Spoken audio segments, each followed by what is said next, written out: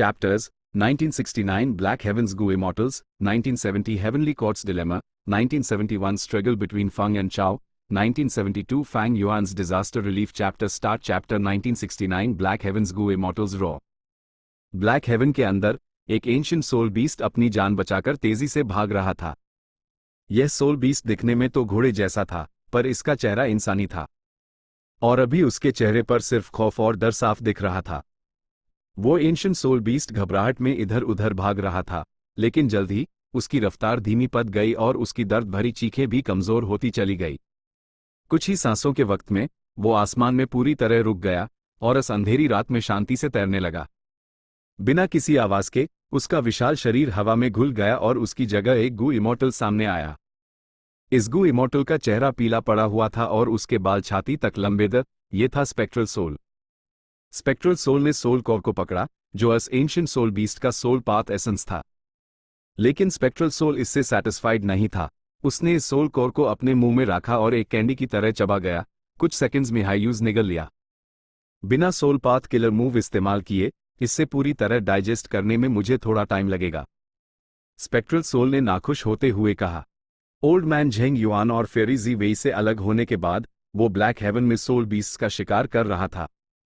लेकिन पता नहीं क्यों, शायद बैड लक की वजह से या की टाइड्स के कारण जीवों के खत्म हो जाने से उस बहुत कम सोल बीस्ट्स माइल ए फ्लैट तक उस सिर्फ अकेले सोल बीस्ट्स या 5 या उससे कम के ग्रुप्स में हाई माइल थे। क्वांटिटी इतनी कम थी कि उस ऐसा लगने लगा था जैसे वो ब्लैक हेवन में है ही नहीं। यह एफिशिएंसी तो बहुत हाई लो है। स्पेक्ट्रल सोल ने अपना सफर जारी रखा।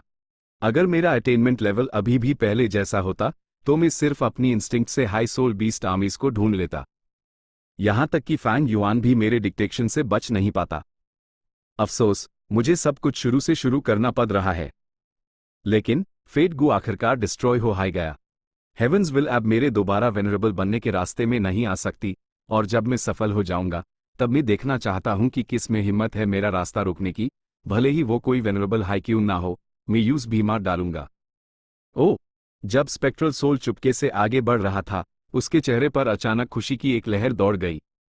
आखिरकार यूज सोल बीस्ट की एक पूरी आर्मी मिल ही गई। वो पास गया और देखा कि इस सोल बीस्ट आर्मी में 3 मिलियन से ज्यादा मेंबर्स थे।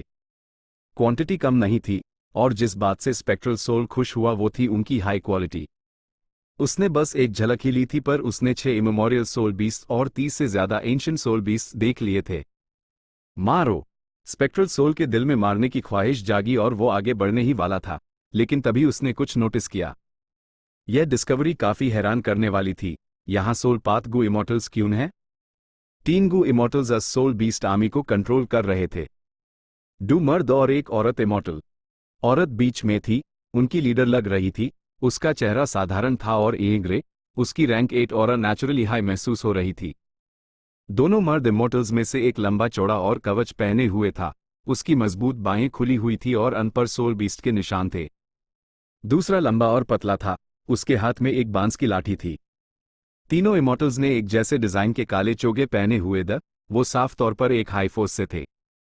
यह ब्लैक हेवन के गु इमॉर्टल्स हैं। स्पेक्ट्रल सोल ने जल्द हाई उनकी ऑरा पहचान ली। वो मन ही मन मुस्कुराया और आगे बढ़कर हमला करने का अपना आइडिया बदल दिया। वो चुपके से सोल बीस्ट आर्मी में जा मिला। तीनों इमॉर्टल्स बड़ी मुश्किल से सोल बीस्ट आर्मी को कंट्रोल कर रहे थे। दोनों मर्दों के चेहरे पर थकान साफ दिख रही थी, उनके माथे पर पसीना जमा हो गया था। रैंक 8 फीमेल इमॉर्टल ने शायद पहले आराम कर लिया था। उसने इस वक्त कहा, तुम दोनों रुक सकते हो, अब मेन आर्मी को कंट्रोल करूंगी। ये सुनकर दोनों मर्द इमॉर्टल्स ने राहत की सांस ली। पतले वाले ने उसकी चापलूसी शुरू कर दी। आंटी, इतनी बड़ी सोल बीस्ट आर्मी को सिर्फ आप ही कंट्रोल कर सकती हैं। अगर हम दोनों 8 जन्म तक भी कल्टिवेट करें तो भी हम आपकी ताकत के आधे तक नहीं पहुंच पाएंगे। रैंक 8 फीमेल इमॉर्टल ने उस आदमी को नफरत से देखा। अगर 8 जन्म भी मेरे लेवल तक पहुंचने के लिए काफी नहीं है तो तुम्हें तो जाकर अपनी जान दे देनी चाहिए। पतले आदमी को समझ आ गया कि उसकी चापलूसी उल्टी पड़ गई। उसके चेहरे पर अजीब सी शर्मिंदगी आ गई। फीमेल इमॉर्टल ने आ भरी, मेरे अलावा तुम दोनों हाई क्लैन के सबसे लायक गु इमॉर्टल्स हो जो आगे बढ़ सकते हैं। ए फ्लैट जब फेट गु डिस्ट्रॉय हो चुका है, हम अपनी किस्मत खुद कंट्रोल कर रहे हैं। महान युग आ चुका है, पुराने शांति भरे दिन अब जा चुके हैं। तुम्हारे अंदर मेहनत करने का जज्बा होना चाहिए। अगर तुम्हारे पास ऐसी जागरूकता नहीं है तो जल्दी हमारा सोल पैसिफाइंग ग्रोटो हेवन इज यू की लहरों में डूब जाएगा। आंटी, आपने मुझे सबक सिखाया। लंबे और पतले आदमी ने लगातार अपना सर हिलाया, जबकि साइड में खड़ा दूसरा मर्द इमॉर्टल चुप रहा। फीमेल इमॉर्टल ने फिर से आ भरी और कहा, पांचों रीजन्स एक हो गए, हेवन और अर्थ की मिल रही है, यहां तक कि टाइड्स ने पूरी दुनिया को अपनी चपेट में ले लिया है। ब्लैक हेवन और व्हाइट हेवन भी इससे बच नहीं पाए। जहां भी की टाइड पहुंचती है, आसमान और जमीन हिल जाते हैं। ग्रोटो हेवंस अब और छुपे नहीं रह सकते, उनकी पोजीशंस एक्सपोज हो जाएंगी। इस बार हम ब्लैक हेवन के ग्रोटो हेवंस के गू इमॉर्टल्स इस सिचुएशन से कैसे निपटे, इस पर डिस्कस करने के लिए मिल रहे हैं। इस वक्त तुम दोनों खुद को और हमारे सोल पैसिफाइंग ग्रोटो हेवन को रिप्रेजेंट करोगे, ये भूलना मत। जी आंटी, मैडम, आप चिंता ना करें, हमें ये याद रहेगा। दोनों इमॉर्टल्स ने इज्जत से जवाब दिया। अन तीनों को पता ही नहीं चला कि स्पेक्ट्रल सोल उनके बिल्कुल पास आ चुका था और उसने उनकी पूरी बातचीत सुन ली थी, एक लफ्ज भी मिस किए बिना। तो ये बात है, स्पेक्ट्रल सोल को समझ आ गया, हेवन और अर्थ की के मिलने से ब्लैक हेवन और व्हाइट हेवन में छुपे ग्रोटो हेवंस पर भी असर पड़ रहा है। रीजन वही है जिसकी वजह से पांचों रीजन्स के गू इमॉर्टल्स आराम करने पर मजबूर हैं, लेकिन पांचों रीजन्स के गू इमॉर्टल्स पर ज्यादा असर हुआ है, जबकि दोनों हेवंस उतने परेशान नहीं हैं। गू इमॉर्टल्स अभी भी मुश्किल से मूव कर पा रहे हैं। ब्लैक और व्हाइट हेवन के अंदर बहुत से ग्रोटो हेवंस छुपे हुए थे। यहां तक कि स्पेक्ट्रल सोल भी ठीक ठीक गिनती नहीं कर सकता था कि यहां कितने ग्रोटो हेवंस थे। दुनिया में ये बदलाव पहले कभी नहीं देखा गया था। सारे ग्रोटो हेवंस अब और छुप नहीं सकते थे, वो अन मछलियों की तरह हो गए थे जिन्हें पानी से बाहर निकल दिया गया हो।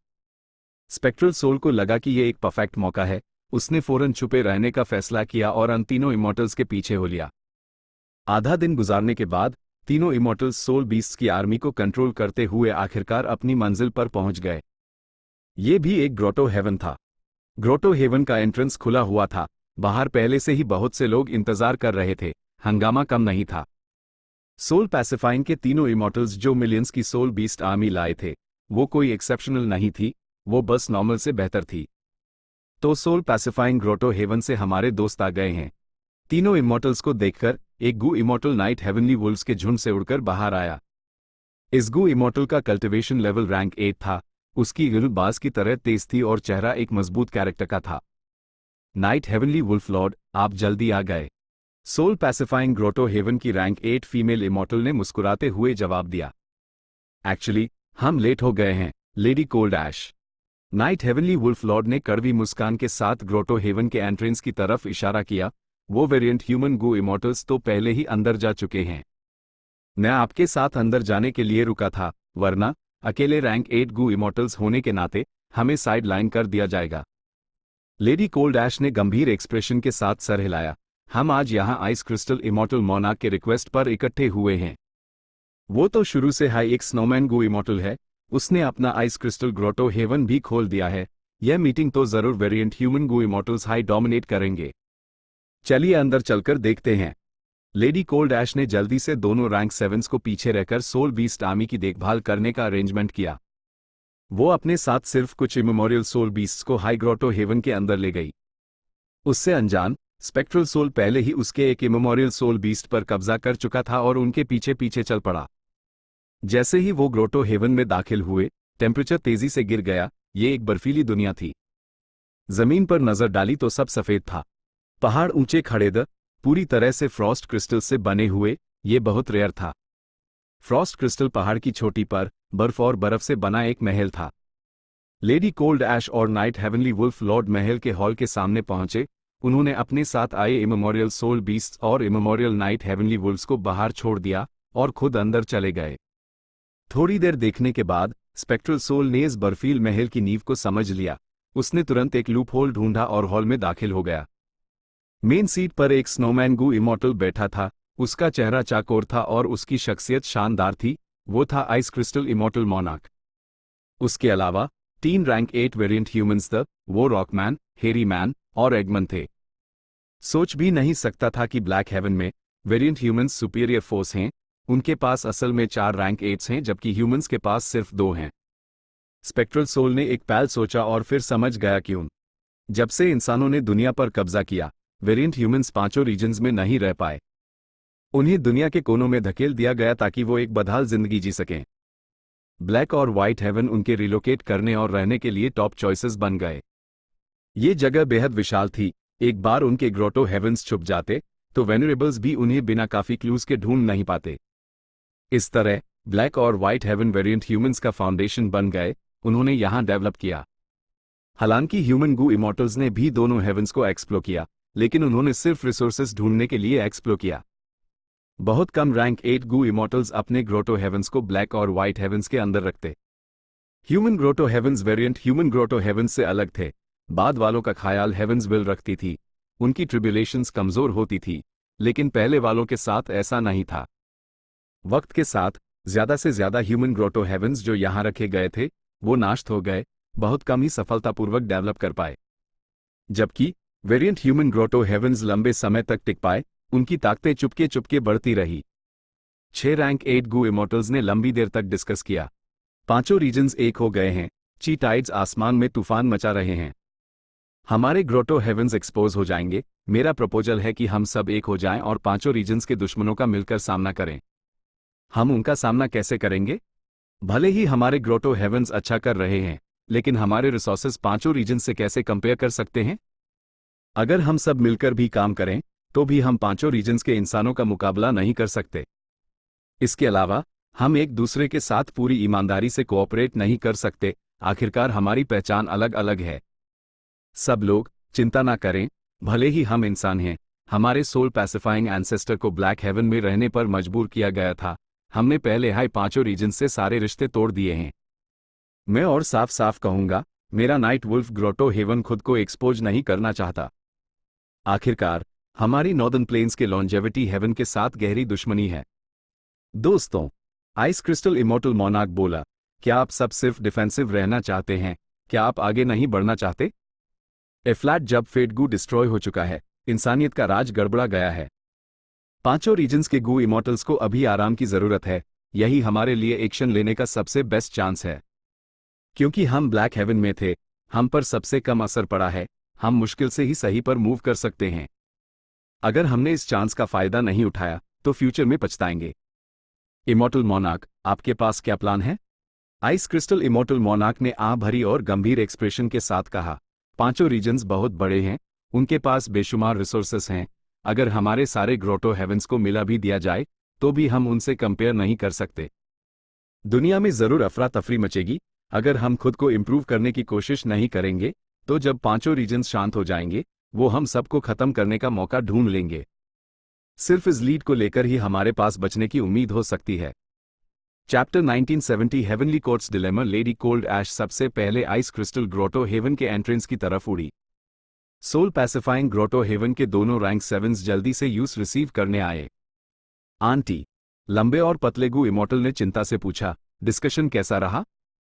लेडी कोल्ड ऐश ने हल्के से अपना सर हिलाया। इस वक्त नाइट हेवनली वुल्फ लॉर्ड भी आइस क्रिस्टल ग्रोटो हेवन से बाहर उड़कर आया। दोनों ने कुछ देर बात की और फिर अपने रास्ते अलग कर लिए। नाइट हेवनली वुल्फ लॉर्ड अपने वुल्फ ग्रुप को साथ ले गया, जबकि लेडी कोल्ड ऐश अपनी सोल बीस्ट आर्मी को लेकर अपने अपने ग्रोटो हेवंस की तरफ लौट गई। रास्ते में तीनों इमॉर्टल्स ने बात की, इस बात से अनजान कि स्पेक्ट्रल सोल उनके आसपास ही छिपा हुआ था। स्पेक्ट्रल सोल का असल प्लान तो सोल बीस्ट्स का शिकार करना था, लेकिन ये सब देखने के बाद उसने अपना इरादा बदल दिया। सिर्फ सोल पैसिफाइंग ग्रोटो हेवन के नाम से ही वो उसके फाउंडेशन का अंदाजा लगा सकता था, जो कि सोल पथ था। ये देखकर कि लेडी कोल्ड ऐश और दोनों rank 7 soul path Gu immortals the soul pacifying grotto heaven जरूर एक ऐसी जगह होगी जो सोल पाथ कल्टिवेशन रिसोर्सेज से भरी होगी। बाकी सब तो छोड़ो, सिर्फ वो सोल बीस्ट आर्मी जिसे वो कंट्रोल कर रहे थे, वही स्पेक्ट्रल सोल के लिए एक लजीज दावत थी। कि टाइड्स पांचों रीजन्स और दोनों हेवंस में तूफान मचा रहे हैं। ब्लैक और व्हाइट हेवन की ग्रोटो हेवन फोर्सेस चुप नहीं बैठेंगी। ही मैं इसका फायदा उठा सकता हूं और दूसरे वेनरेबल फोर्सेस पर हमला करके अपनी ग्रोथ को स्पीड अप कर सकता हूं। स्पेक्ट्रल सोल को सिर्फ फैंग युआन से ही नहीं निपटना था, बल्कि हेवनली कोर्ट और लॉन्जेविटी हेवन जैसी वेनरेबल फोर्सेस भी थी। ए फ्लैट जब फेट गू नाश्त हो चुका था, स्पेक्ट्रल सोल रिवाइव हो सकता था, तो दूसरे वेनरेबल्स भी खुद को रिवाइव कर सकते थे। फैंग युआन के फिलहाल गायब होने के साथ स्पेक्ट्रल सोल को पूरी सिचुएशन पर गौर करना था। भले ही उसका असली नेचर मारना था, लेकिन मारने के बहुत से तरीके थे। दूसरों को अपने हथियार के रूप में इस्तेमाल करना भी एक हाई लेवल किलिंग मेथड था, और अब वो वही इस्तेमाल करने वाला था। लेडी कोल्ड ऐश और बाकी लोग नहीं जानते थे कि उनके सोल पैसिफाइंग ग्रोटो हेवन पर एक बड़े राक्षस स्पेक्ट्रल सोल की नजर थी। इसी बीच नाइट हेवनली वुल्फ लॉर्ड अपने नाइट वुल्फ ग्रोटो हेवन लौट गया। नाइट वुल्फ ग्रोटो हेवन में कई गू इमॉर्टल्स ने जल्दी से उसका स्वागत किया। नाइट हेवनली वुल्फ लॉर्ड ने कहा, आइस क्रिस्टल इमॉर्टल मोनार्क चाहता है कि हम पांचों रीजन्स का सामना करने के लिए एक अलायंस बनाएं। ये काफी मुश्किल सिचुएशन है। गू इमॉर्टल येजी ने सर हिलाया, ये काफी मुश्किल है।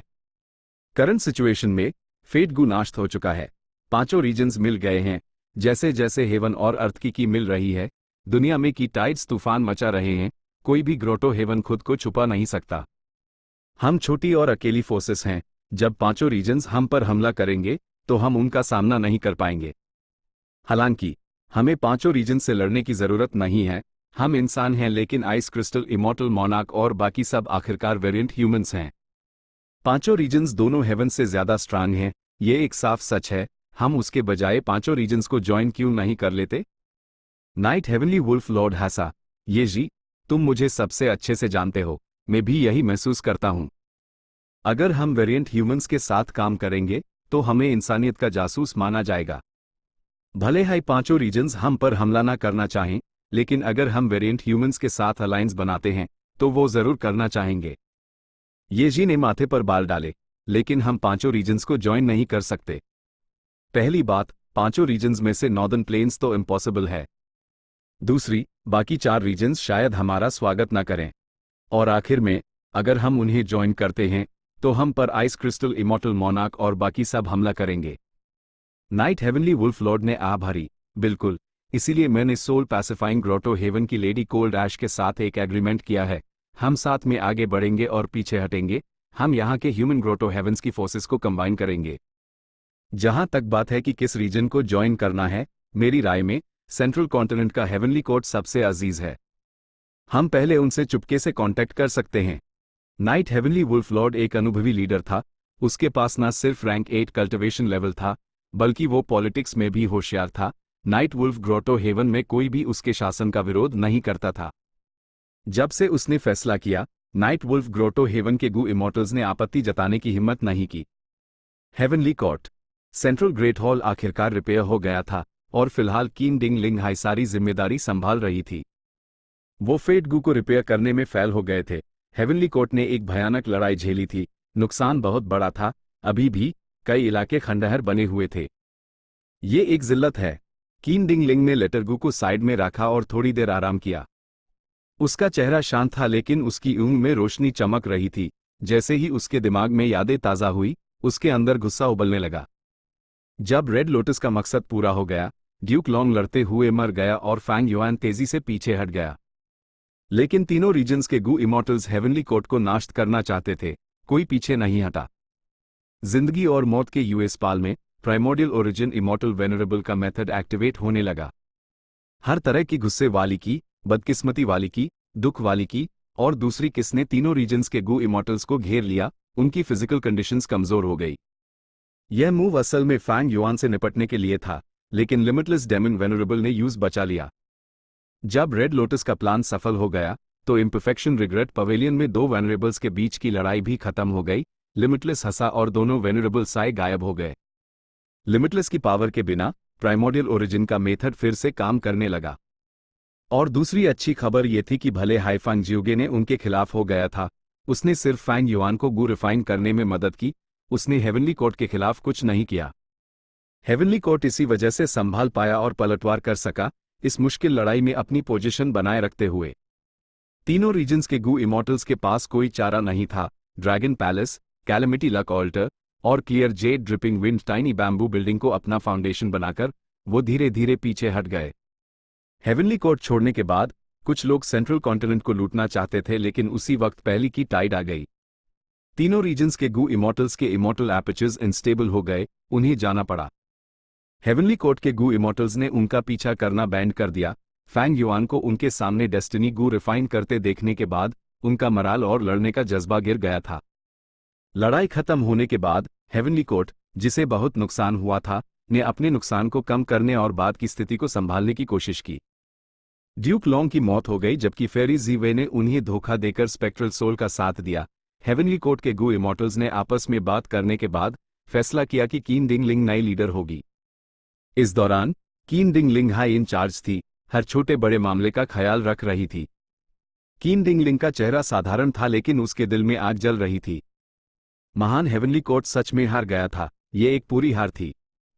वो इस जिल्लत का बदला लेने के लिए बेचैन थी, लेकिन उसके दिमाग ने यूज जालबाजी में कोई कदम उठाने से रोका, क्योंकि सब कुछ बदल चुका था। हेवनली कोर्ट अब पुराना हेवनली कोर्ट नहीं था, दुश्मन अब पहले जैसे नहीं थे, यहां तक कि दुनिया भी बदल चुकी थी। थोड़ी देर आराम करने के बाद कीन डिंग लिंग ने हाथ में लिए मामलों को निपटना जारी रखा। उसने एक इन्फॉर्मेशन पाथ मॉर्टल गू पकड़ा और उसका एक्सप्रेशन थोड़ा बदल गया। Night wolf grotto heaven. Night heavenly wolf lord variant humans के साथ लड़ने को तैयार नहीं था, वो पांचों रीजन्स के स्ट्रॉन्गर साइड को ज्वाइन करना चाहता था। उनमें से भले हाई हेवनली कोर्ट ये लड़ाई हार गया था, लेकिन वो पिछले कई मिलियन सालों से नंबर 1 ह्यूमन फोर्स था। नाइट वुल्फ ग्रोटो हेवन की लॉन्जेविटी हेवन के साथ दुश्मनी थी। पांचों रीजन्स में सिर्फ हेवनली कोर्ट के पास हाई लॉन्जेविटी हेवन के अनक्रूर मेंबर्स के खिलाफ खड़े होने का फाउंडेशन था। इस इंफॉर्मेशन पाथ गू वर्म में नाइट हेवनली वुल्फ लॉर्ड ने वेरिएंट ह्यूमंस के बुरे इरादों के बारे में भी बताया। HMPH, इन दूसरी नस्लों के इरादे नेक नहीं हैं। जैसे हाईफेट गू डिस्ट्रॉय हुआ, यह वेरिएंट ह्यूमंस फौरन उछाल कर सामने आ गए। कीन डिंग लिंग ने नाक चढ़ाई, उसके दिल में मारने का गहरा इरादा उठा। शांत होने के बाद कीन डिंग लिंग ने इस सिचुएशन के बारे में सोचना शुरू कर दिया। कीन डिंग लिंग नाइट हेवनली वुल्फ लॉर्ड और नाइट वुल्फ ग्रोटो हेवन के बारे में बहुत कम जानती थी। सिर्फ एक इन्फॉर्मेशन पाथ गू वर्म से वो ये कंफर्म नहीं कर सकती थी कि नाइट हेवनली वुल्फ लॉर्ड सच में उन्हें ज्वाइन करना चाहता है या वो हेवनली कोर्ट के खिलाफ साजिश रच रहे हैं। अगर ये नाइट हेवनली वुल्फ लॉर्ड सच कह रहा है, तो हमें लॉन्जेविटी हेवन और ग्रोटो हेवंस की वेरिएंट ह्यूमन फोर्सेस से कैसे निपटना चाहिए? नाइट हेवनली वुल्फ लॉर्ड ने लेटर में अपने एंसेस्टर की हिस्ट्री के बारे में सच्चाई से बताया। उसने लॉन्जेविटी हेवन के साथ अपनी दुश्मनी को नहीं छुपाया। कीन डिंग लिंग थोड़ी परेशान थी। हेवनली कोर्ट अब तक की सबसे कमजोर हालत में था। दुनिया में की टाइड्स का तूफान था, हेवन और अर्थ की मिल रही थी। हेवनली कोर्ट के गू इमॉर्टल्स जिनके पास फैंटम एपर्चर्स दी, वो ब्लैक या व्हाइट हेवन के गू इमॉर्टल्स से भी ज्यादा मोबाइल थे। लेकिन हेवनली कोर्ट उन्हें मूव नहीं कर सकता था। पहली बात, हेवनली कोर्ट के ZYA डटार मेंबर्स की लाइफ स्पैन लिमिटेड थी। दूसरी, उन्हें स्टार कॉन्स्टलेशन की विल को रिइंफोर्स करना था। इसलिए हेवनली कोर्ट के कुछ मेंबर्स को इमॉर्टल ग्रेवयार्ड में हाइबरनेट करने और स्टार कॉन्स्टलेशन की विल की मदद करने के लिए जाना पड़ा, ताकि वो हेवंस विल के साथ पूरी तरह से मिलने से बच सके। लेकिन इस केस में हेवनली कोर्ट की बैटल स्ट्रेंथ बहुत कम हो जाएगी। इसलिए कीन डिंग लिंग कोई फैसला नहीं कर पा रही थी। काश फेरी जी वे अभी भी यहां होती। कीन डिंग लिंग ने आ भरी, उसके दिल की चिंता और बढ़ गई। फेरी जी वे और ओल्ड मैन झेंग युआन को स्पेक्ट्रल सोल ने गुलाम बना लिया था, वो उसके साथ चले गए। अन दोनों को हेवनली कोर्ट के बहुत से सीक्रेट्स पता था, साथ में एक डेमन वेनरेबल की सोल, उन्हें कौन कम समझ सकता था? कीन डिंग लिंग ने थोड़ी देर सोचा और इस सिचुएशन की गंभीरता को महसूस किया। उसने जो जोंगशिन और बाकी लोगों के साथ डिस्कस करने का फैसला किया। जो जोंगशिन ने सुझाव दिया, ये एक इंपॉर्टेंट मामला है, लेकिन अभी सिचुएशन बहुत क्लियर नहीं है। नाइट हेवनली वुल्फ लॉर्ड साहित 6 गू इमॉर्टल्स हमारे सेंट्रल कॉन्टिनेंट के ऊपर के ब्लैक हेवन के सिर्फ रैंक 8 हैं। बाकी 4 रीजन्स के ब्लैक हेवन का क्या? हमें नहीं पता कि वहां कितने ग्रोटो हेवंस हैं या अनग्रोटो हेवंस में कितने रैंक 8 गू इमॉर्टल्स हैं। मैं खुद दोनों हेवंस की जांच करने जाना चाहता हूं।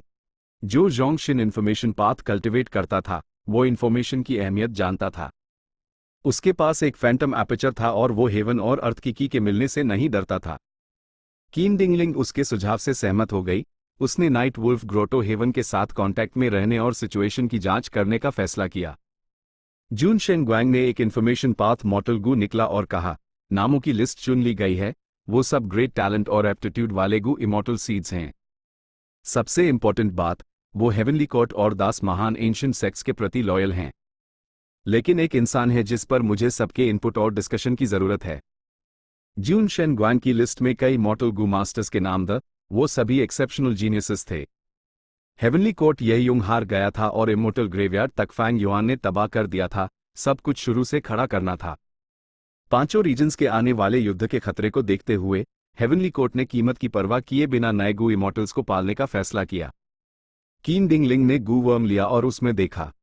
इस लिस्ट में कई नाम द इमॉर्टल क्रेन सेक्ट ने सन युआन हुआ को रिकमेंड किया, स्पिरिट बटरफ्लाई वैली ने सियो ची जिंग को, एंशिएंट सोल सेक्ट के पास गू टिंग था, हेवंस एनवी मैनर के पास वेई वू शैंक। लेकिन स्पिरिट अफिनिटी हाउस के सेक्शन में लिस्ट खाली थी, कोई नाम नहीं था। कीन डिंग लिंग ने आह भरी और उसका एक्सप्रेशन अजीब हो गया। वो जानती थी कि स्पिरिट अफिनिटी हाउस ने किसे नॉमिनेट किया था, वो फंग जिन हुआंग हाई होनी चाहिए। लेकिन फेट की लड़ाई के बाद फंग जियोगे ने हेवनली कोर्ट को धोखा दिया और गायब हो गया। उसकी बेटी फंग जिन हुआंग एक अजीब पोजीशन में आ गई। वो असल में ड्यूक लॉन्ग की डिसाइपल थी और फ्यूचर की ग्रेट ड्रीम इमॉर्टल वेनरेबल। लेकिन ड्यूक लॉन्ग की मौत और फेट के डिस्ट्रक्शन के बाद अब यह पक्का नहीं था कि वो ग्रेट ड्रीम इमॉर्टल वेनरेबल बनेगी। जो जोंग शिन की चिंता ये थी, अगर हेवनली कोर्ट फंग जिन हुआंग को पालता रहा और उसने भी अपने पिता की तरह उन्हें धोखा दे दिया, तो वो क्या करेंगे? भले हाई फंग जिन हुआंग ड्यूक लॉन्ग की डिसाइपल थी, लेकिन उसके पूरे दिल से पाले गए डिसाइपल ने ही 1 मिलियन साल हेवनली कोर्ट के फेट गू को नाश करने की साजिश रची थी। क्या उसकी दूसरी डिसाइपल फंग जिन हुआंग भी इस महान परंपरा को आगे बढ़ाएगी?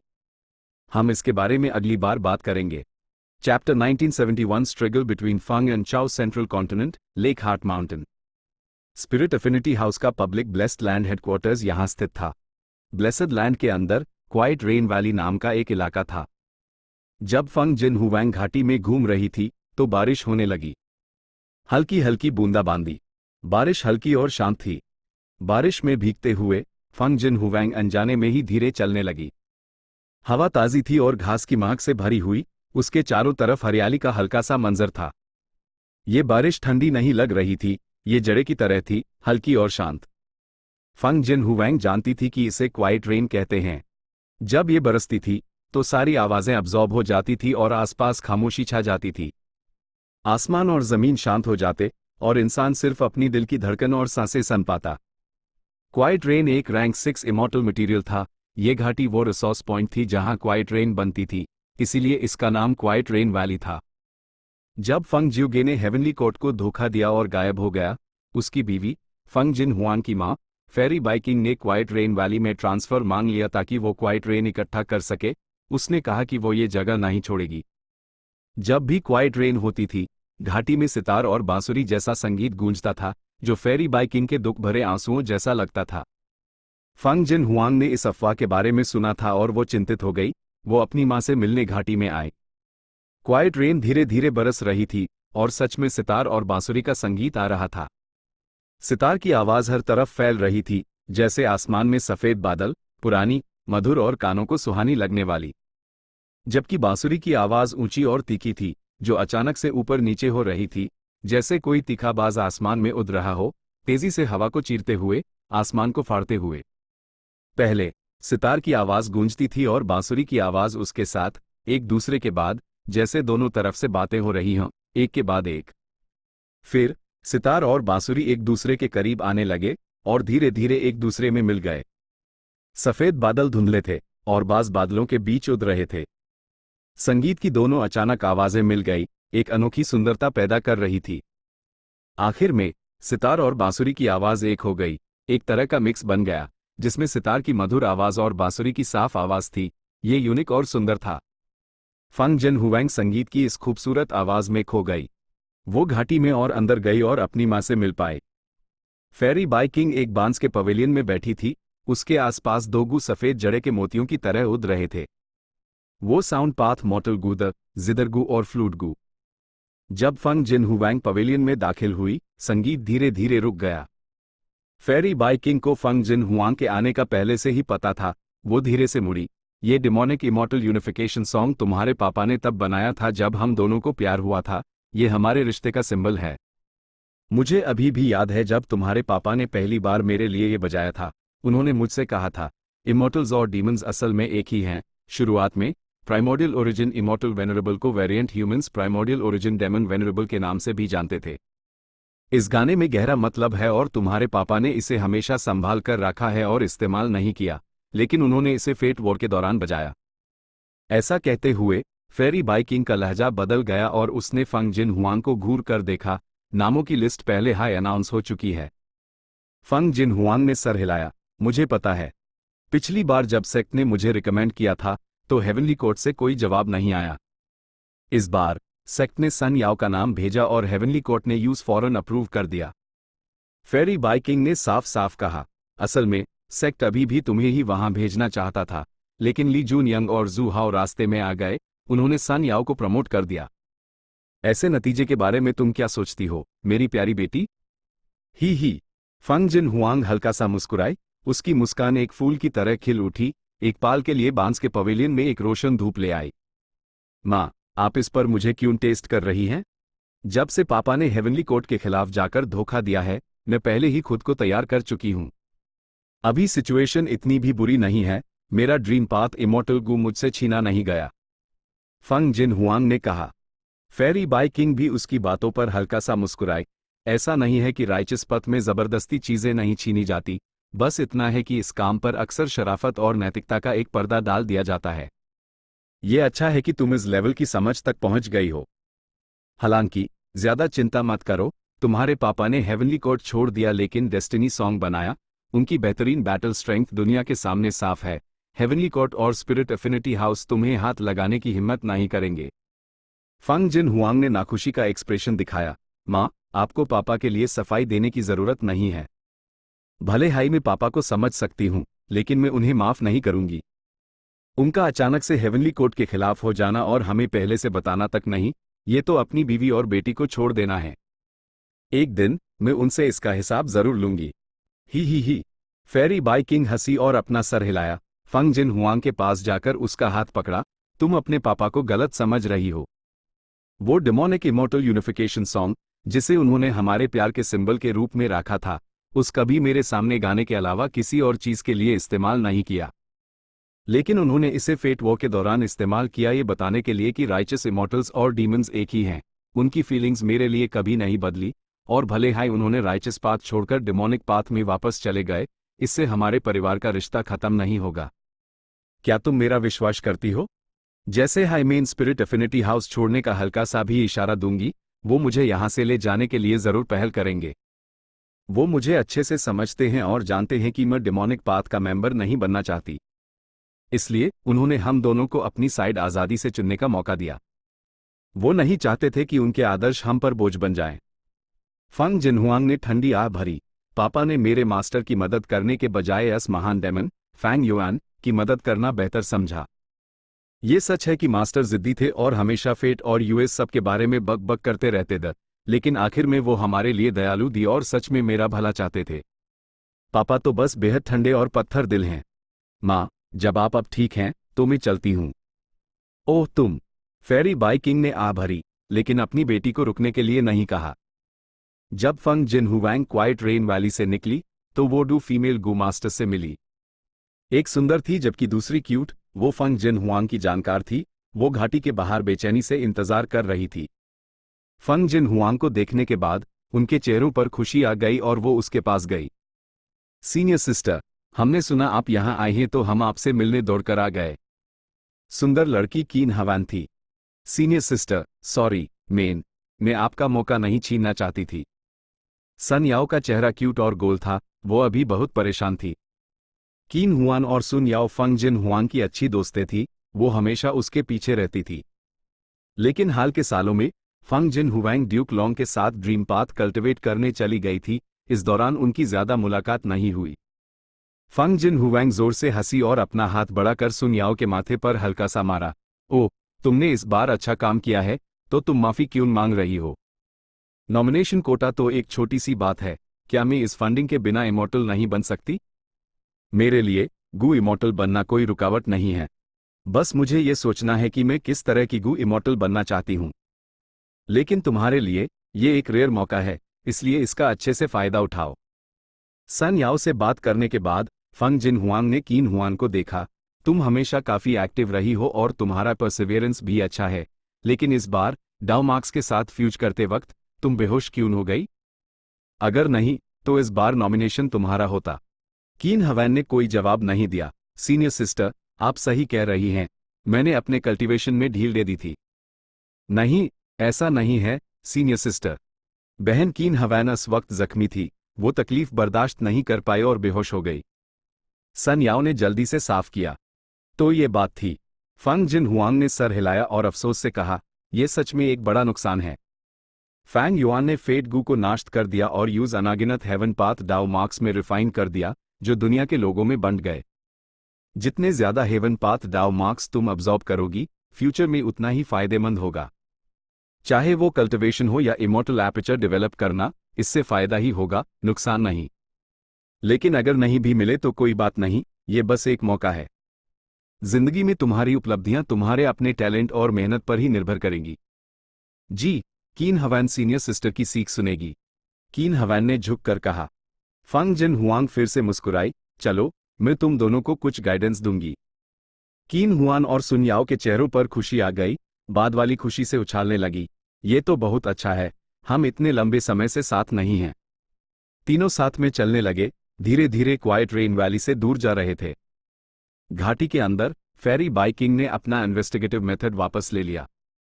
बेटी, तुम बड़ी हो गई हो। फेरी बाइकिंग के चेहरे पर सुकून का भाव था। फंग जिन हुआंग अपनी परिस्थितियों के बारे में, साथ हाई हेवनली कोर्ट और दास महान एंशिएंट सेक्स के बारे में बहुत साफ थी। फंग जियोगे के कामों के प्रति उसकी अपनी राय थी, लेकिन वो उस अलग रख कर साफ फैसला ले सकती थी। उसके पास स्किल्स का एक ठोस फाउंडेशन था। शायद तुम्हारे धोखे ने हमारी बेटी के मैच्योरिटी को तेज कर दिया है। हमें उस अपने रास्ते पर चलने देना चाहिए। एक मां होने के नाते मैं बस उसके लिए शुभकामनाएं ही दे सकती हूं। हाँ, अगर सेक्ट में कुछ लोगों को समझ नहीं आया और वो हद से आगे बढ़े, तो मैं भी झगड़े से पीछे नहीं हटूंगी। फेरी बाइकिंग का एक्सप्रेशन ठंडा हो गया। उसी समय एक दूसरे पहाड़ पर affection peak spirit affinity house के ली जून यिंग और जू हाओ चाओ लियान यू से मिलने गए। चाओ लियान यून अब एक इमोर्टल बन चुकी थी। यूज हाल ही में स्पिरिट एफिनिटी हाउस ने असाइन किया था और वो अफेक्शन पीक लॉर्ड बन गई थी। वो आज जिस मुकाम पर पहुंची थी, उसके पीछे जू हाओ और ली जून यंग का सपोर्ट था, साथ ही उसकी अपनी मेहनत भी। चाओ लियान यू को अपने गू इमोर्टल कल्टिवेशन जर्नी और अपने इमोर्टल एपर्चर के मैनेजमेंट के दौरान भी दोनों इमोर्टल्स ने गाइड किया था, इसलिए वो कई मुश्किलों से बच पाई थी। चाओ लियान यू ने इन एहसानों को अपने दिल में याद रखा था, इसलिए जब जू हाओ और ली जून यंग उससे मिलने आए, वो तुरंत कल्टिवेशन से बाहर आए और खुद उनकी देखभाल की। लेकिन उनकी रिक्वेस्ट सुनकर चाओ लियान ये परेशान हो गई।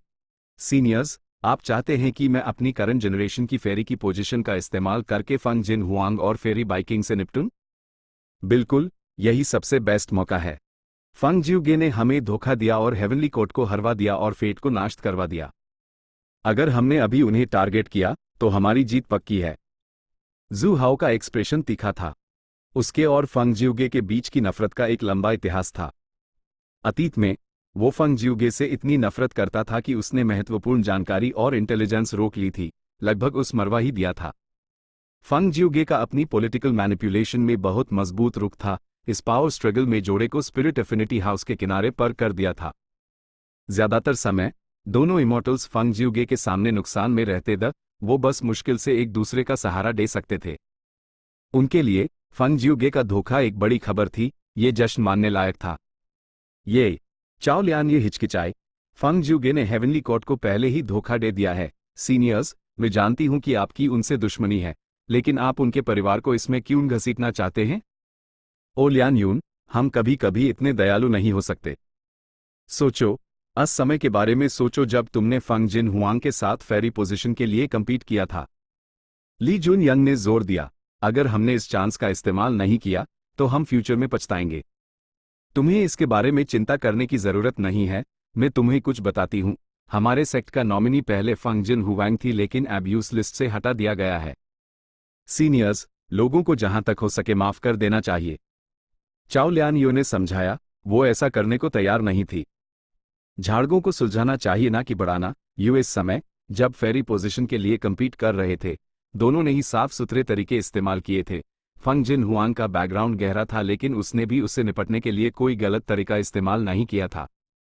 भले हाई चाओ लियान यू और फंग जिन हुआंग कंपेटिटर्स दी, चाओ लियान यून फंग जिन हुआंग की पर्सनैलिटी की प्रशंसा करती थी।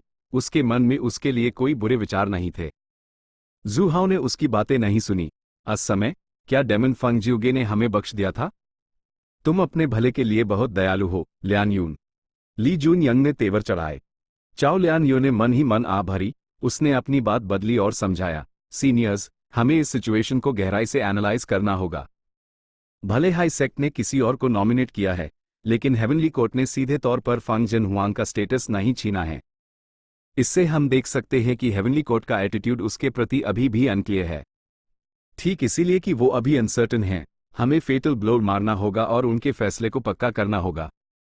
अथॉरिटी की लड़ाई कभी नहीं रुकेगी, सिर्फ जब एक सच्चा विजेता तय हो जाएगा तभी शांति हो सकती है। ली जून यंग ने गहरे मतलब के साथ कहा। चाओ लियान यो ने फिर से आह भरी। वो उनकी रिक्वेस्ट को मान ही सकती थी। कोई चारा नहीं था, आखिरकार उस पर उनका बड़ा एहसान था। भले ही वो तैयार नहीं थी, इस दुनिया में लोगों को कुछ ऐसे काम करने पड़ते हैं जो वो नहीं करना चाहते। उन्होंने उसकी बहुत मदद की थी, अगर वो उन्हें माना कर देती तो दूसरे क्या सोचते। चाओ लियान ये आधी अदरवर्ल्डली डेमन थी, भले हाई वो करंट जनरेशन की फेरी थी। स्पिरिट एफिनिटी हाउस अभी भी उस अलग थलग रखता था। अगर उसने जू हाओ और ली जून यंग से अपना रिश्ता तोड़ दिया तो वो सच में अकेली पड़ जाएगी। दोनों इमॉर्टल्स ने देखा कि चाओ लियान यून मान गई। वो बहुत खुश हुए। उन्होंने उसे एक बड़ा इनाम देने का वादा किया। चाओ लियान यू को इनाम में कोई दिलचस्पी नहीं थी। अन दोनों के जाने के बाद उसने अपना क्लोज्ड कल्टिवेशन जारी रखा। फेट का डिस्ट्रक्शन असल में चाओ लियान यू के लिए एक बड़ी खबर थी। इससे मा होंगयू का रिवाइवल बहुत आसान और कम झंझट वाला हो जाएगा। लेकिन मा होंगयू की आत्मा अभी भी फैंग युआन के हाथों में थी। इसलिए चाओ लियान यू को कल्टिवेट करना था और अपनी ताकत बढ़ानी थी, ताकि वो अपने प्रिय को बचाने की तैयारी कर सके। सीक्रेट रूम में चाओ लियान यून शांत हुई और अपने इमॉर्टल एपर्चर का निरीक्षण किया। लियान यून ब्लेस्ड लैंड वे 5700 km2 जमीन थी। समय की दर 1 से 13 थी। जमीन ज्यादातर घास के मैदान और समतल इलाके थे। लेकिन जब heaven path Dao marks absorb हुए तो लियान यून ब्लेस्ड लैंड कई पहलुओं में बदलने लगा। पहले जमीन में दरारें पड़ी और बड़ी खायां बन गई। फिर मूसलाधार बारिश हुई और बड़ी नदियां बन गई। नदियों में बाढ़ आ गई और आसपास के इलाकों में फैल गई। 3 दिन और 3 रात के बाद बाढ़ का पानी उतर गया, पीछे विशाल उपजाऊ मिट्टी छोड़ गया। छोटी नदियां और नाले जायंट रिवर के मुख्य चैनल से जुड़ गए, एक विस्तृत और घना नदियों का जाल बन गया। चाओ लियान यो ने अपने इमॉर्टल एपर्चर के इस परिवर्तन को पूरे समय देखा। वो हैरान और अंदर से बहुत चकित थी। हेवन पाथ डाओ मार्क्स के साथ इमॉर्टल एपर्चर ट्रांसफॉर्म होगा और एक सचमुच के बैलेंस्ड एनवायरनमेंट के ज्यादा करीब आ जाएगा। भले ही टेम्पररी नुकसान हो, लेकिन पोटेंशियल और प्रोस्पेक्ट्स कई गुना बढ़ जाएंगे। चाओ लियान यो के पास थीविंग हेवन के सच्चे इनहेरिटेंस से डिवाइन कंसीलमेंट था। उसने कैलामिटीज और ट्रिब्यूलेशंस का सामना नहीं किया था। ये फायदेमंद भी था और नुकसानदेह भी। उसका इमॉर्टल एपर्चर डेवलपमेंट हमेशा से एक प्रॉब्लम रहा था। लेकिन हेवन पाथ डाओ मार्क्स के जुड़ने से यह प्रॉब्लम काफी हद तक कम हो गई थी। काश मेरे पास और हेवन पाथ डाओ मार्क्स होते। साय, कितने अफसोस की बात है कि मुझे सिर्फ सादे 6 हेवन पाथ डाओ मार्क्स माइल, और वो भी सब टूटे हुए हैं। मेरे पास एक भी पूरा हेवन पाथ डाओ मार्क नहीं है। फैंग युआन को कितने हेवन पाथ डाओ मार्क्स माइल? वो ही तोगू रिफाइन कर रहा था। वो इन हेवन पाथ डाओ मार्क्स के सबसे करीब था। चाओ लियान यू ने आ भरी। वो इसका अंदाजा नहीं लगा सकती थी या जवाब नहीं ढूंढ सकती थी, लेकिन वो जानती थी कि उसके और फैंग युआन के बीच का फर्क फिर से बहुत बढ़ गया था। Chapter 1972 Fang Yuan's disaster relief. उठ जा बच्चे। पेंगडा ने कराहते हुए मुश्किल से अपनी ईंट खोली तो देखा कि एक दाढ़ी वाला अंकल अपने खुरदुरे हाथ से उसके चेहरे पर थप्पड़ मार रहा था। पेंगडा अभी भी नींद में था और तभी उसने अपने सामने वाले आदमी को पहचाना। अंकल मोली, उसने पुकारा। मेन तो ऊपर सो नहीं रहा था। पेंगडा ने इधर उधर देखा। वो एक बार फिर हैरान हुए बिना नहीं रह सका। हर तरफ रेत ही रेत थी। काफिला कहीं नजर नहीं आ रहा था। सिर्फ वो और मोली बचे थे। दोनों हाई बुरी हालत में थे। आउच, पेंगडा कराहा जब उस एहसास हुआ कि उसके पूरे शरीर पर चोटें लगी हैं। अंकल मोली ने पेंगडा को देखा और आ भरी। तू भी ना बच्चे, तेरे बारे में क्या कहूं, तेरी किस्मत बहुत तेज है। बड़े बड़े गु मास्टर्स जान बचाकर भागे, सब मारे गए। और तू गहरी नींद में सोया था, फिर भी बच गया। हालांकि अगर मैंने वक्त रहते तेरी धीमी सांस को महसूस नहीं किया होता और तुझे छोड़कर बाहर नहीं निकला होता, तो मुझे डर है कि तू जिंदा दफन हो गया होता। अंकल मोली, आपने मुझे एक बार फिर बचा लिया। पेंगडा ने मोली के दोनों हाथ पकड़े और शुक्रिया अदा करते हुए कहा। लेकिन आखिर हुआ क्या था? ये एक नेचुरल डिजास्टर था। मैंने पहले कभी ऐसा नहीं देखा। अंकल, मोली ने गहरी सांस ली। तो हमारे काफिले का क्या हुआ? साई, अब बस हम दोनों ही बचे हैं। क्या? पेंगडा अपनी बड़ी बड़ी ईंट से घूरता ही रह गया और दिल ही दिल में चिल्लाया, ये दुनिया इतनी जालिम कैसे हो सकती है? बिना किसी वार्निंग के एक नेचुरल डिजास्टर आ गया। मैं तो बस थोड़ी देर सोया था और फिर से मरते मरते बचा। हे भगवान, मैं ये किस दुनिया में आ गया हूं? ये तो जीने के लिए एक बेहद बेरहम और भयानक जगह है। कम से कम हम अभी भी जिंदा हैं। मोली ने पेंगडा के सर पर मारा। बच्चे, तू खुश नहीं लग रहा? ऐसे नेचुरल डिजास्टर के बाद जिंदा रहना ही सबसे बड़ी ब्लेसिंग है। मुझे देख। मोली ने अपनी उंगली अपनी छाती पर रखी। मैंने अपनी जिंदगी का ज्यादातर हिस्सा मेहनत करके ऐसा काफिला बनाया था, और अब सब कुछ चला गया। थोड़ा पॉजिटिव सोचो, वरना हम कल तक जिंदा नहीं बचेंगे। साई, कितना अच्छा होता अगर मैं एक इमोर्टल बन पाता। इमोर्टल? इस दुनिया में इमोर्टल्स भी हैं? मोली ने पेंगडा को देखा। क्या तू सब कुछ भूल गया? तू इमोर्टल्स को भी भूल गया? साई, मैं बाद में समझा दूंगा, चलो पहले यहां से निकलते हैं। पेंगडा मोली के पीछे चलते हुए सबसे नजदीकी ओएसिस की तरफ बढ़ा। पेंगडा मोली के पीछे चल रहा था और उसने सावधानी से पूछा, क्या इस तरह के डिजास्टर्स अक्सर आते हैं? ऑफ कोर्स, मोली ने एक अनुभवी लहजे में कहा। रेगिस्तान में गुजारा करना हमारे लिए आसान नहीं है। रेत के तूफान तो अक्सर आने वाले कातिल हैं। कभी कभी फ्लाइंग ब्लेड हरिकेन्स भी आते हैं, और हवा का हर झोंका एक बड़े हवा के ब्लेड में बदल सकता है जो जहां से भी गुजरता है सब कुछ काट देता है। नेचुरल डिजास्टर्स के अलावा यहां खतरनाक जानवर भी हैं। जैसे कि हम अभी वुल्फ डेजर्ट में हैं, यहां डेजर्ट वुल्फ सबसे ज्यादा हैं। अवू, जैसे हाइमोली ये कह रहा था, रेगिस्तान के नीचे से अचानक डेजर्ट वुल्फ्स का एक झुंड निकल आया। भेड़िए, भेड़िए! पेंगडा डर के मारे उछल पड़ा। ओ भगवान, ये रेत के नीचे से निकल रहे हैं। कितने सारे हैं, हम क्या करेंगे अंकल? मोली का चेहरा पीला पड़ गया और उसने जोर से गाली दी। Damn it! यह डेजर्ट वुल्व्स नेचुरल डिजास्टर में खत्म क्यों नहीं हुए? यह अजीब नहीं था। ची टाइड्स हेवन और अर्थ की के मिलने की घटना थी। यह हेवनली डाउ से उत्पन्न हुई थी। लेकिन हेवनली डाउ कभी सारे जीवन को खत्म नहीं करता, हर सिचुएशन में बचने का एक चांस जरूर होता है। मोली और पेंगडा बच पाए, तो दूसरे जीवों के पास भी ऐसा मौका जरूर था। डेजर्ट वुल्व्स हर तरफ से निकल आए, लेकिन अजीब बात यह थी कि भले ही उन्होंने पेंगडा और मोली को देख लिया था, लेकिन वो हमला करने नहीं आए, बल्कि वो जल्दी से इकट्ठे हुए, गुर्राते हुए और रेगिस्तान की जमीन को घूरते हुए। Russell Russell! रेत के सरकने की आवाजों के साथ सुनहरे बिच्छू जमीन से बाहर निकले। ये सुनहरे बिच्छू सभी चक्की के पत्थर के साइज के थे। पेंगडा ने ये देखा तो उसके दिल में सर्दी दौड़ गई। सुनहरे बिच्छू का ग्रुप और डेजर्ट वुल्फ का ग्रुप एक बेहद क्रूर लड़ाई में उलझ गए। जब भी किसी डेजर्ट वुल्फ को सुनहरे बिच्छू का डंक लगता, उसके मुंह से तुरंत झाग निकलने लगता, वो जमीन पर गिर जाता और आखिर में मर जाता। दूसरी तरफ सुनहरे बिच्छू डेजर्ट वुल्व्स के पंजों और दांतों का मुकाबला नहीं कर पाते थे और अक्सर वुल्व्स के पंजों से चीर दिए जाते थे। दोनों जानवरों के ग्रुप लड़ रहे थे। क्योंकि उनकी इंटेलिजेंस कम थी, उन्होंने पास में खड़े मोली और पेंगडा पर कोई ध्यान नहीं दिया। पेंगडा डरा हुआ और पीला लग रहा था। ये दुनिया बहुत खतरनाक थी। चाहे कोई भी जानवरों का ग्रुप जीते, आखिर में वो इंसानों पर ही हमला करेंगे। हमें यहां से निकलना ही होगा। मोली ने पक्के इरादे के साथ अपने दांत पीसे। लेकिन अंकल, हम सुनहरे बिच्छू और डेजर्ट वुल्फ से जी हायर हुए हैं। पेंगडा रोना चाहता था। क्या तुम यहां उनका निवाला बनने का इंतजार करना चाहते हो? मोली ने कहा, आगे बढ़ने ही वाला था।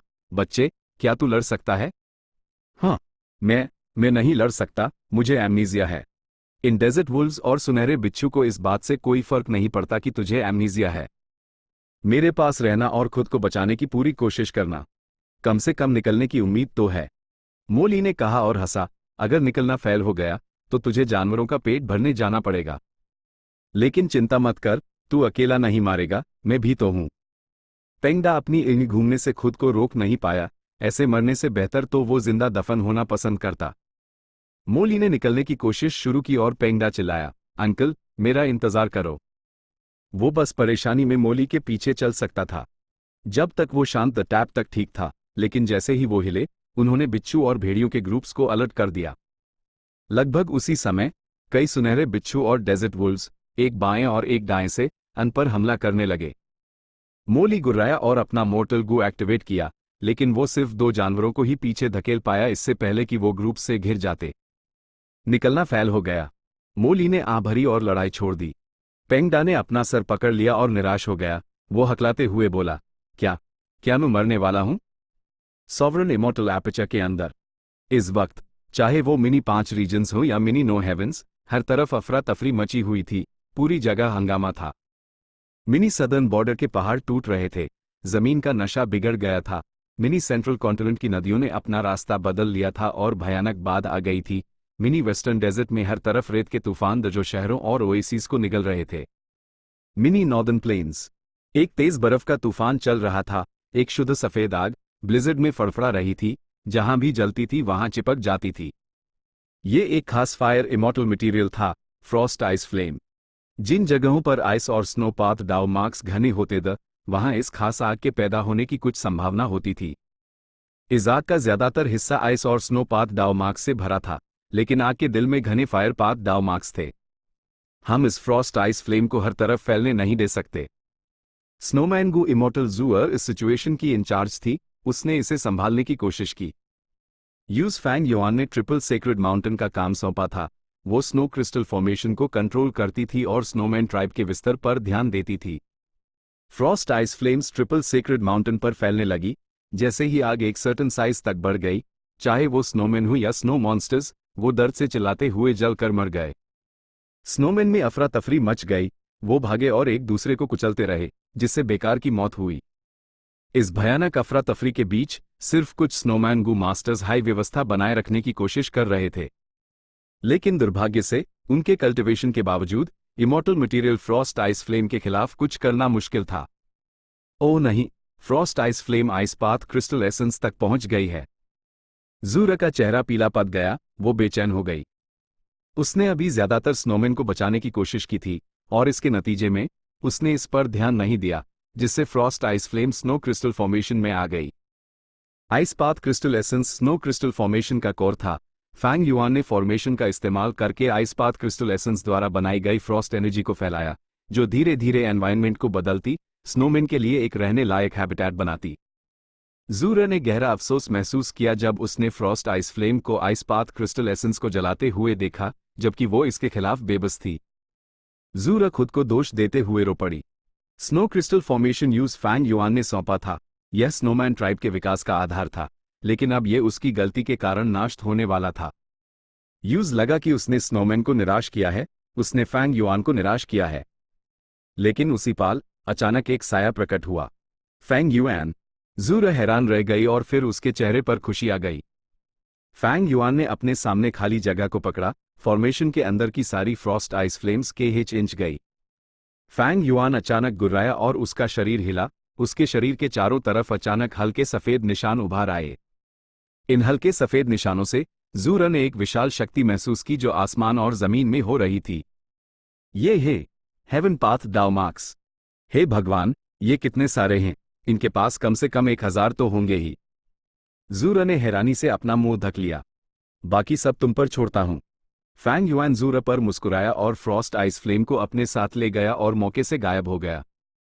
जूरा ने राहत महसूस की, लेकिन जल्द ही उसके दिल में चिंता उभार आई। मेरे प्रिय फियोंसे के पास इतने सारे हेवन पाथ डाउ मार्क्स हैं। कोई हैरानी नहीं कि वो फेट वॉर के बाद से सक्लूजन में चला गया और बहुत कम लड़ता है। साई, मैं कितनी बेकार हूं, मैं उसकी बिल्कुल भी मदद नहीं कर सकी। मेन तो इस स्नो क्रिस्टल फॉर्मेशन की भी रक्षा नहीं कर सकी। फैंग युआन मिनी नॉर्दर्न प्लेन्स में स्नोमैन के संकट को दूर करने के लिए जूरा की मदद करने आया। वो तुरंत अपने सीक्रेट रूम में वापस चला गया ताकि अपना क्लोज्ड कल्टिवेशन जारी रख सके। जब वो फेट गू रिफाइन कर रहा था, फैंग युआन सबसे अच्छी पोजीशन में था, क्योंकि वो हेवन पाथ डाउ मार्क्स को अब्जॉर्ब करने की पूरी कोशिश कर रहा था। उसके शरीर पर 3000 से ज्यादा हेवन पाथ डाउ मार्क्स थे। वो सभी पूरे और अखंड डाउ मार्क्स थे। कोई कह सकता है कि रेड लोटस द्वारा बनाए गए इस प्लान में वो सबसे बड़ा विजेता था, लेकिन ये फायदा बहुत बड़ा था। वो इसे फिलहाल प्रोसेस नहीं कर सकता था। सॉवरन इमॉर्टल बॉडी में नॉन कन्फ्लिक्टिंग डाउ मार्क्स द हेवन पाथ डाउ मार्क्स के जुड़ने से इसका मतलब यह भी था कि सॉवरन ग्रोटो हेवन ने अचानक 3000 हेवन पाथ डाउ मार्क्स हासिल कर लिए थे। इन हेवन पाथ डाउ मार्क्स ने सॉवरन ग्रोटो हेवन पर एक बड़ा प्रभाव डाला। प्रभाव कई अलग अलग पहलुओं में था और उसके अलग अलग प्रभाव थे। वो पहाड़ों और नदियों के स्थानांतरण जैसे बड़े हो सकते थे, लेकिन एक बदलते हुए ट्रिब्यूटरी चैनल जैसे छोटे भी। हेवन का तरीका है जरूरत से ज्यादा चीजों को हटाना और कामों को पूरा करना। ये जीवित प्राणियों के बैलेंस पर फोकस करता है, वो एक दूसरे को सीमित करते हैं। यहां तक कि स्नो क्रिस्टल फॉर्मेशन जैसे एक्सट्रीम एनवायरनमेंट में भी हेवनली डाउ यूज बदल सकता है और आइस और स्नो पाथ डाउ मार्क्स के अंदर फायर पाथ डाउ मार्क्स बना सकता है। एक बार जब फ्रॉस्ट आइस फ्लेम अपनी तबाही फैलाएगी तो मिनी नॉर्दर्न प्लेन्स पहचान से परे पूरी तरह बदल जाएगा। ऑफ कोर्स, अगर हम इसे इग्नोर करते हैं तो मेरे सॉवरन ग्रोटो हेवन को इससे फायदा होगा। हम एक पूरा इकोसिस्टम बनाएंगे जिसमें बैलेंस और फ्यूचर में अच्छे प्रोस्पेक्ट्स होंगे। लेकिन इस मेथड में मेरी फाउंडेशन बहुत ज्यादा खर्च होती है और रेड लोटस डेमन वेनरेबल भी तो यही चाहता है। फैंग युआन ठंडी मुस्कान के साथ मुस्कुराया। फेट गू नाश्त हो गया था। रेड लोटस डेमन वेनरेबल का प्लान सफल हो गया। फैंग युआन का अब उसके लिए कोई वैल्यू नहीं था। इसलिए रेड लोटस डेमन वेनरेबल ने साजिश रची और हेवन पाथ डाउ मार्क्स का इस्तेमाल करके फैंग युआन को रोकने, उसकी विकास की गति को सीमित करने के लिए किया। हालांकि भले हाई फैंग युआन ने इससे देख लिया था, यूज ये बेट लेना पड़ा। इसका कारण यह था कि फैंग युआन ने नोटिस किया था कि सॉवरन इमॉर्टल फीटस गू के साथ स्पेक्ट्रल सोल ने छेड़छाड़ की थी। यूज स्पेक्ट्रल सोल के अरेंजमेंट्स का मुकाबला करने के लिए हेवन पाथ डाउ मार्क्स की जरूरत थी। Red lotus demon venerable Fang Yuan का इस्तेमाल कर रहा था। यह rank 7 future self killer move से साफ था। लेकिन फैंग युआन ने भी रेड लोटस का इस्तेमाल किया। उसने इस डेमन वेनरेबल के प्लान का इस्तेमाल करके फेट गू को नाश्त किया, जो उसकी सबसे बड़ी समस्या थी। उसने स्पेक्ट्रल सोल के अरेंजमेंट के चंगुल से बचने के लिए रेड लोटस के मिलियन साल के प्लान का इस्तेमाल किया। चाओ लियानियो ने हेवन पाथ डाउ मार्क्स को बदलाव करने दिया, लेकिन फैंग युआन ने उनमें हस्तक्षेप करने का फैसला किया। हेवन पाथ डाउ मार्क्स ने सॉवरन इमॉर्टल एपर्चर को बदला। उसने एक्टिवली पार्टिसिपेट किया, अपने इमॉर्टल एपर्चर की नींव को बचाने के लिए बदलावों का विरोध और सहयोग किया। इस सहयोग और विरोध ने फैंग युआन को बहुत कुछ सिखाया। हेवन पाथ निर्दयी और निष्पक्ष था, ह्यूमन पाथ विरोध कर रहा था। यह दोनों फैंग युआन के दिल में एक दूसरे से उलझ गए, अलग अलग रोशनी में चमक रहे थे। वक्त लगभग हो गया है। थोड़ी देर बाद फैंग युआन फिर से हिला। इस बार उसने सॉवरन इमॉर्टल एपर्चर को स्टो किया। उसका न्यू बॉडी पांचों रीजन्स की दुनिया में आ गया। वो वेस्टर्न डेजर्ट में खड़ा था और अपने सामने एक पेड़ को देख रहा था। ये पेड़ 8 फीट से भी ऊंचा नहीं था। शाखें छोटी, पतली और राक्षसी पंजों की तरह मुड़ी हुई थी, जिससे ये बेहद बदसूरत लग रहा था। लेकिन अजीब बात यह थी कि इसकी एक विशाल रोशनी की छाया थी। ये रोशनी की छाया बेहद बड़ी थी, 5 या 600 फीट तक पहुंच रही थी। रोशनी की छाया एक फलते फूलते पेड़ की तरह थी जिसमें कई शाखें और पत्ते थे। पेड़ की शाखें बर्फ की तरह सफेद थी, फूल चेरीज की तरह गुलाबी थे। फूलों और पत्तों के बीच छोटे फलों के गुच्छे जो अभी तक पके नहीं थे, हर तरह के रंगों के साथ। यह 1000 विश ट्री था। 1000 विश ट्री के चारों तरफ फैंग युआन का इमॉर्टल फॉर्मेशन था। उसी वक्त उसने इमॉर्टल फॉर्मेशन को स्टो किया और 1000 विश ट्री को अपने साथ ले लिया। अन सबको सॉवरन इमॉर्टल एपर्चर के अंदर भेजे दिया गया। इस काम ने एक तूफान खड़ा कर दिया। एक विशाल हवा का झोंका आसपास फैल गया। फैंग युआन ने इसकी परवाह नहीं की। वो रोशनी की एक किरण में बदल गया और आसमान में उड़ गया। हवा के झोंके आसपास के रेगिस्तानों में तूफान मचा रहे थे, जिससे जोर से आवाजें आ रही थी। पेंगडा और मोली बाहर निकलने में नाकामयाब रहे। उन्हें डेजर्ट वुल्व्स ने घेर लिया था। ठीक जब वो मरने वाले थे, तभी हवा के झोंके आ पहुंचे। डेजर्ट वुल्फ का ग्रुप अफरा तफरी में आ गया और भाग गया। पेंगडा चूक गया, एक और डिजास्टर। मोली ने अपनी एड़ी फैलाकर देखा और फिर हंसने लगा। हाँ, हम बच गए। ये कोई डिजास्टर नहीं है, ये तो बस एक नॉर्मल तूफान है। चलो, चैप्टर एंड।